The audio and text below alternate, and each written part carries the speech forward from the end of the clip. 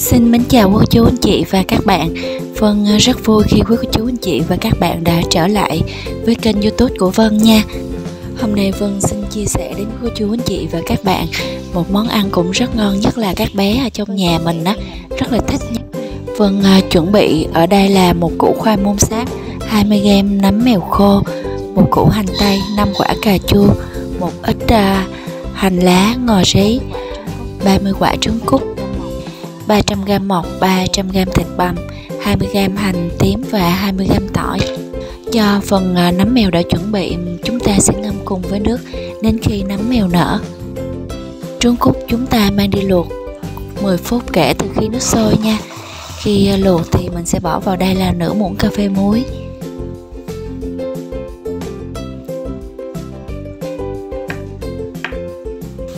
Môn sọ cắt lát mỏng, sau đó quay lại cắt sợi, và sau khi cắt sợi xong mình sẽ cắt nhỏ lại thêm một lần nữa. Do củ môn sáp này hơi to đó nên là Vân sử dụng chỉ hơn một nửa thôi, là khoảng là 150g môn sáp nha. Hành tây thì Vân sử dụng là 100g hành tây. Về phần định lượng của nguyên liệu thì quý cô chú anh chị và các bạn có thể gia giảm theo sở thích của mình ha.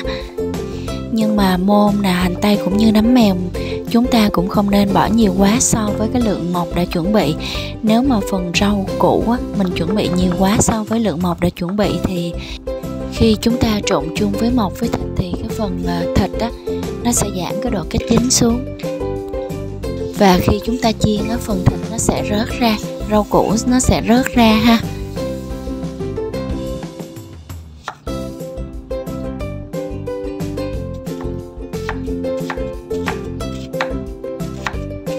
Đây, sau khi chúng ta đã cắt hạt lựu thì mình cho vào chung tô với lại môn sáp vàng luôn.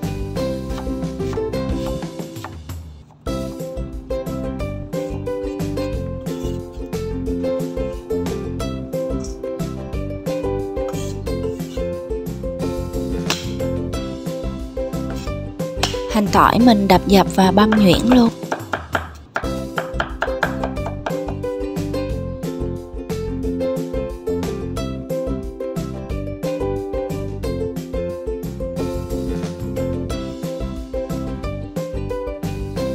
Cho 1/2 lượng hành tỏi đã băm vào chung với tô hành tây và môn.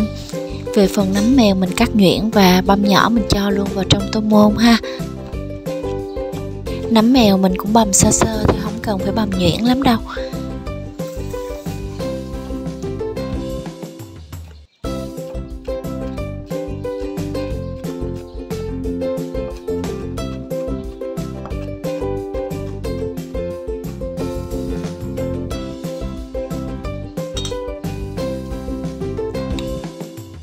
Tiếp theo mình sẽ cho là 300g thịt bằm, 300g mọc vào chung với tô luôn.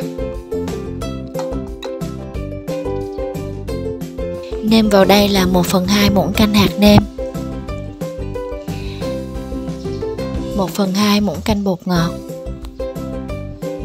2 muỗng canh nước mắm,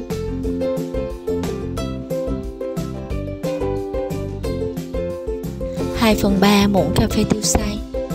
Phần gia vị thì quý cô chú anh chị và các bạn có thể nêm nếm gia giảm theo khẩu vị của gia đình mình nha. Trộn tất cả nguyên liệu trong tô cho thật đều lại với nhau. Vân sẽ dùng tay Vân đảo cho nó dễ, vì mọc á, dẻo quá nên là mình dùng muỗng mình đảo nó cũng hơi khó ha. Phần thịt sau khi chúng ta trộn nè, nó rất là dẻo ha, không có bị rời rạc ra. Trứng cút luộc xong thì mình ngâm nước cho nguội và bắt đầu luộc vỏ.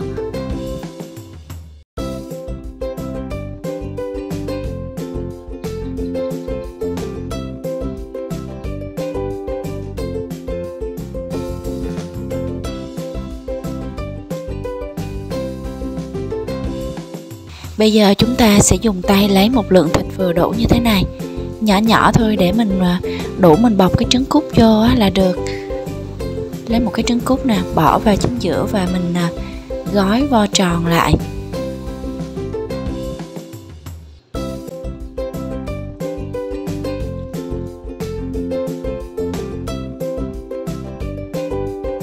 Mình tiếp tục làm như vậy, gói trứng cút cho đến khi nào hết trứng cút và thịt nha.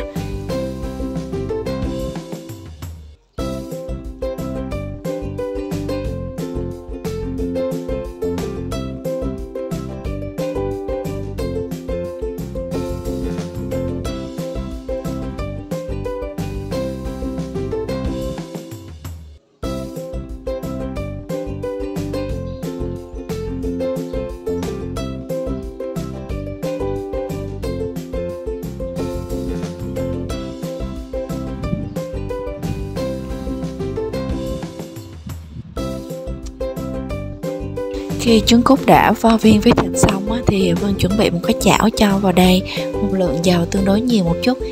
Bật lửa lên, chúng ta sẽ dùng đôi đũa kiểm tra coi dầu nóng chưa. Nếu dầu nổi lăn tăn bọt khí lên như thế này là dầu đã nóng rồi.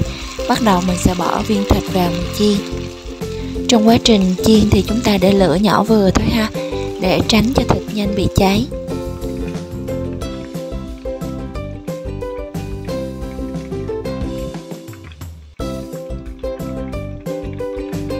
Canh thịt vàng thì mình trở mặt thịt lại.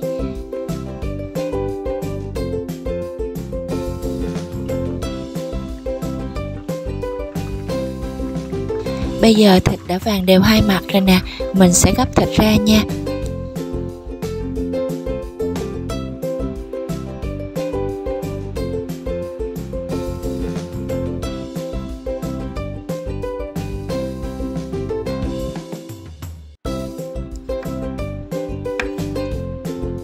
Cà chua thì Vân sẽ cắt nhỏ ra bớt để khi bỏ vào máy xay sẽ dễ dàng hơn nha.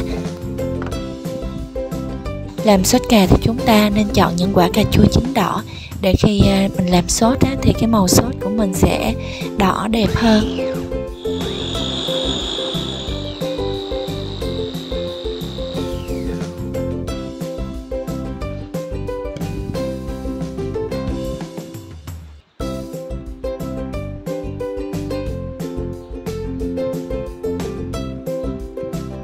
Xay cà chua xong thì Vân sẽ chuẩn bị một cái chảo cho vào đây là 20ml dầu ăn, cho tỏi băm và hành tím băm còn lại đó vào chảo phi thơm. Hành và tỏi thơm thì mình cho cà chua vào xào. Nhìn màu đỏ của cà chua đẹp ghê chưa?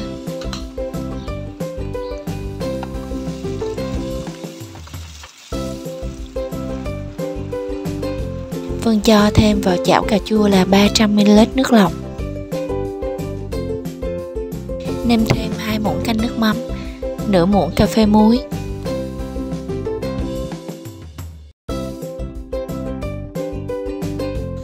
2 muỗng canh đường, nửa muỗng canh bột ngọt, nửa muỗng canh hạt nêm axi ngon. Quậy đều lên cho tất cả gia vị này tan ha, sau đó mình sẽ bỏ thịt chiên vào và mình rim như vậy khoảng 15 phút.